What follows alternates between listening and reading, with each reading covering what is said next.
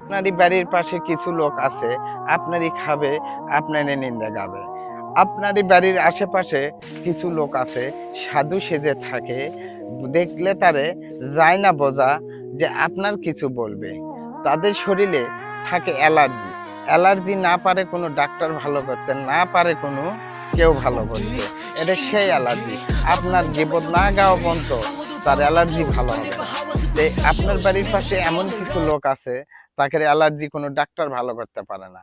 তাকে অভ্যেস খাসলেতে পরিণতি হয়ে গেছে আপনার গীবত, আপনার কিছু সমালোচনা না করা পর্যন্ত তাকে ভাত হজম হবে না।